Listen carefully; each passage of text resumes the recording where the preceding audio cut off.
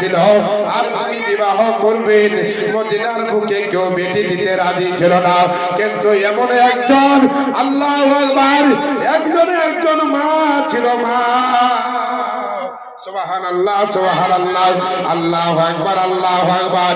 একজন তিনি এমন আল্লাহ ওয়ালি ছিলেন, আবেদা জাহিদা মুত্তাকিন ছিলেন, তাহেরা ছিলেন। আল্লাহু আকবার আল্লাহু আকবার। তিনার নাম ছিল রুকাইয়া। তিনি বেলালকে বিবাহ করতে রাজি ছিল। এটাও মা খালাদের সম্বন্ধে আমি শোনাবো, তবে আপনাদেরকে আমি কিছু আজকে শিখিয়ে দিই ইনশাআল্লাহুল আজিজ।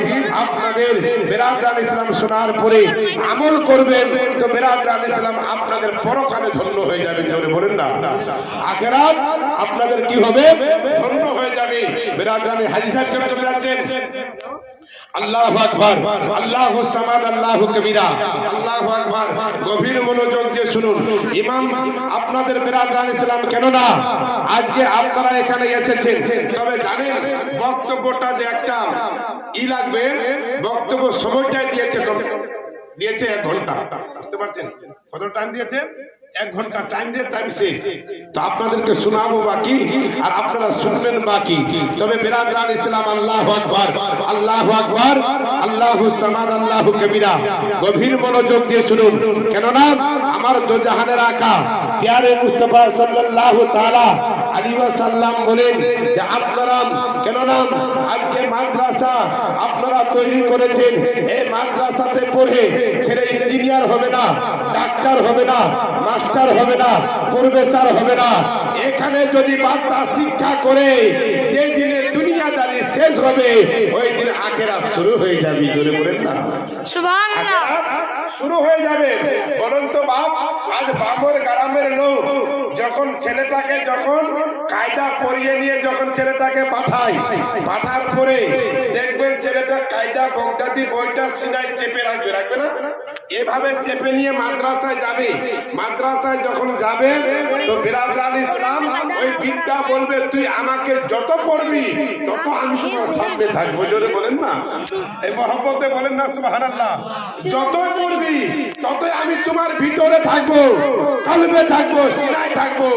আল্লাহু আকবার। যারা ইংলিশ মিডিয়ামে পড়ায়, যারা বেরাদরান ইসলাম আল্লাহু আকবার, যারা জানিস কি বাংলা পড়ায় ওই শিক্ষাটা তাদের জন্য কি হয়? বেরাদরান ইসলাম ওই শিক্ষাটা তাদের জন্য পিছনে থাকে আর করতে থাকে তুই যতই শিক্ষা করবি আমি তোমার পিছনে সামনে যেতে পারবো, সামনে যেতে পারবো না। ততটা বলবো মা খালারা আপনারা নিজের ছেলে মেয়েকে পড়াবেন, শিক্ষা দেবেন, কেননা গভীর মনোযোগ দিয়ে শুনুন। আল্লাহু আকবার। আসুন আমি আপনাদেরকে বুঝাই মাদ্রাসাতে দান করলে কত সওয়াব পাবেন। আজকে আমি বলতে চাচ্ছিলাম, আমার পয়েন্ট ছিল যে মা খালারা গ্রামে বামর গ্রামে মৌলানা সাহেরুল নাই, কোনো মৌলবি নাই, চলে গেছে কোনো কাজে ক্ষেত্রে।